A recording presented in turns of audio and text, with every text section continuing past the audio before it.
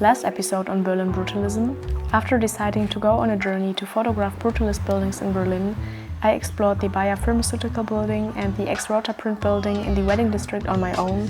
I met my friend Vince, who gave me a very special present. We took photos of the infamous Plattenbau Palaceum in Berlin-Schöneberg, spent golden hour around the Czech embassy, and finally finished our long photo walk at Potsdamer Platz as it got dark. In this episode on Berlin brutalism, I'm going to take photos of one of the most controversial and bizarre brutalist buildings out there. I've heard weird stories about this place and ask myself, is it maybe even dangerous? Join me to find out.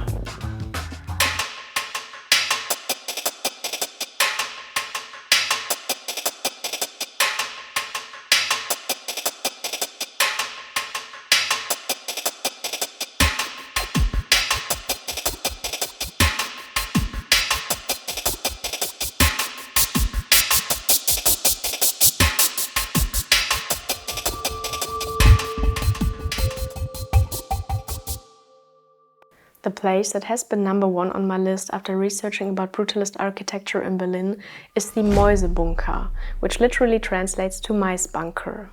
The Mäusebunker is actually an institute for experimental medicine, and up until recently it has also in fact been used for animal testing in research. It was built in 1971 by Gerd and Magdalena Henska and faced some pretty harsh critiques right from the start, because very heavy brutalism in combination with animal testing did not seem to be a fan favorite, so a lot of protest against the build became apparent. Funnily, now that the current owner of the building, the Charité Berlin, announced plans for taking it down, a lot of protest against the demolition becomes loud. So in a big petition, over 10,000 signatures for the preservation of the building could be collected, which means that the Mäusebunker will stay, at least for now. But what is it that makes this building so controversial? Well, let's say it might not meet everybody's taste aesthetically. With the almost pyramid-like structures, the blue ventilation pipes, the triangular windows and the spikes coming out of the building, it almost resembles a battleship more than an official research institute, which a lot of people simply consider to be too brutal or too aggressive. Also, officially animal testing was stopped in 2020, but there is still a lot of rumors and almost conspiracy theories going on about this place because there is so little information about what really is happening behind these walls.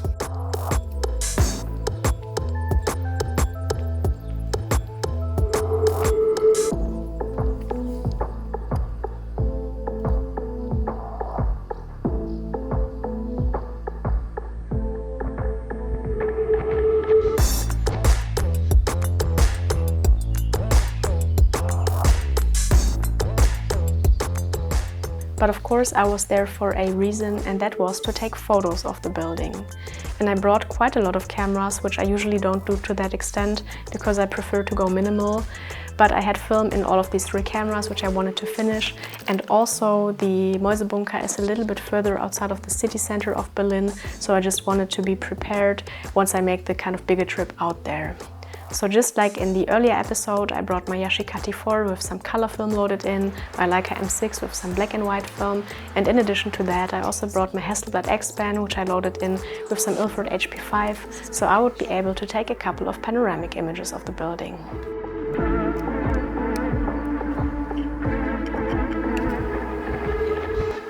Guck mal durch. Oh ja, jetzt.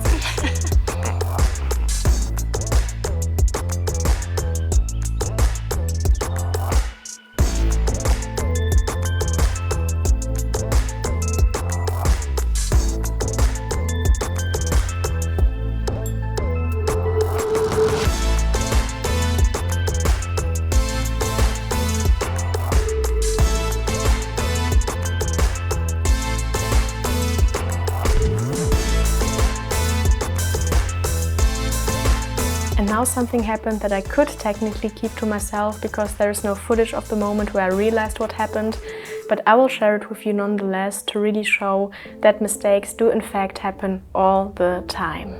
So when I started to shoot with my Hasselblad XPAN, I immediately noticed that something was very off with my internal light meter of the camera.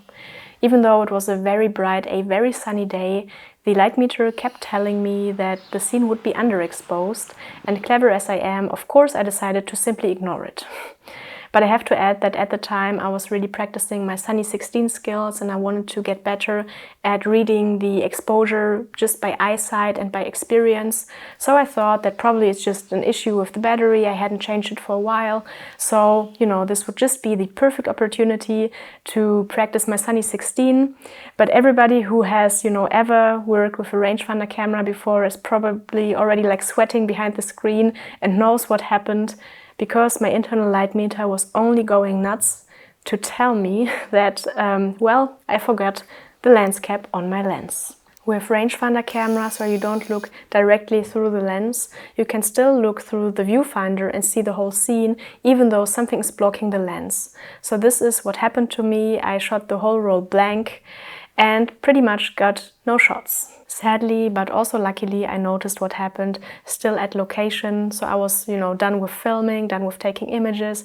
I was already at the bus stop, in fact, ready to go home when I wanted to put my Hasselblad XPAN into my bag and noticed the lens cap on my lens. And I immediately, of course, knew what happened. But only had like 10 minutes to reshoot the images because I still had to grab the next ride home. So it was all a little bit chaotic, a little bit rushed, but I did in fact manage to reshoot all of my Hasselblad XPAN shots. But of course, the video footage is from the blank roll and the images were from the shots I retook. So if the composition of the video footage and the final image might not kind of align 100%, that's why.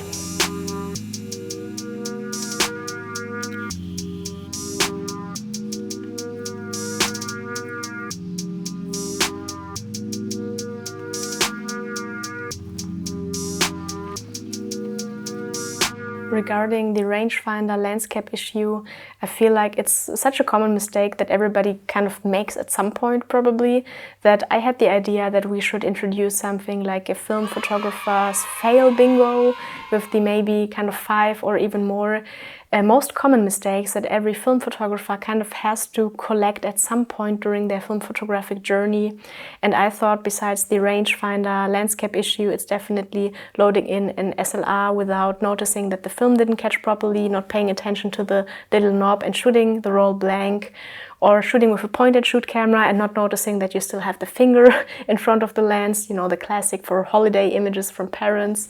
Then trying to shoot with a medium format camera with interchangeable bags, where you try to take the shot even though the dark stud is still in. And lastly, I think a very common mistake when shooting large format is that you forget to close the lens before retracting the dark slide and get a completely overexposed image. From these 5 kind of bingo points, I have the rangefinder and the medium format dark slide checked off my list.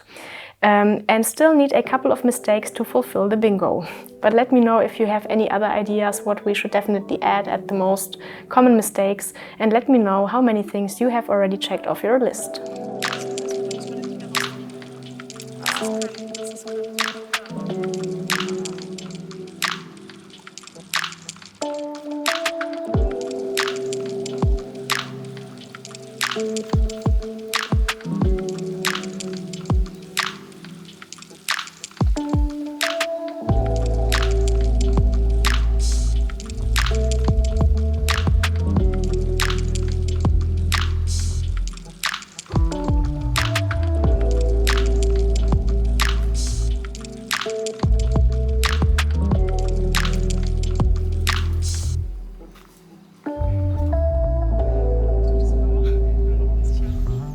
Around the bunker there were fences and also signs stating that it was prohibited to enter the premises and get any closer to the building, in combination with security cams. I know that other photographers have ignored this and got closer nonetheless without any consequences, so I have to admit that I was, really arguing with myself, because I really wanted to get close and get a couple of detail shots, especially because on that day I was completely alone in the area.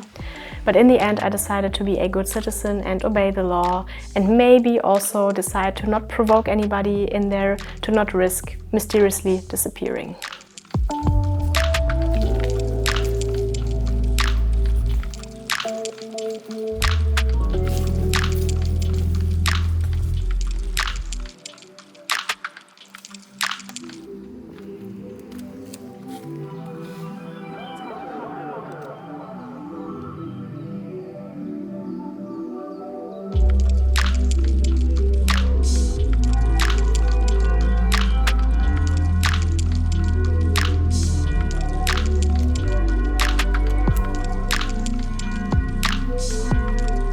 Right across from the Mäusebunker was another brutalist building called the Institute for Hygiene and Microbiology.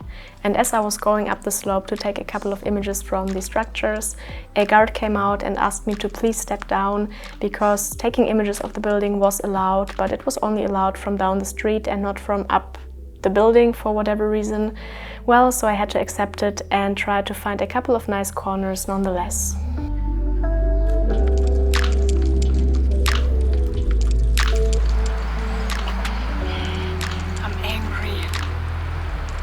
Da komme ich in den Bunker rein, leider. Bah.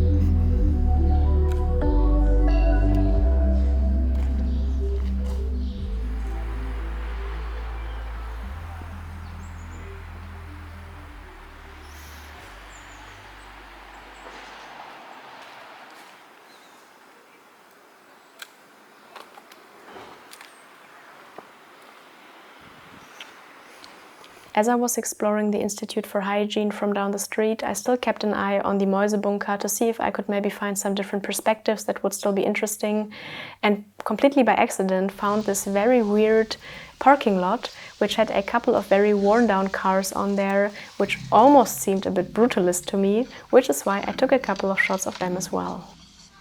Jetzt erst.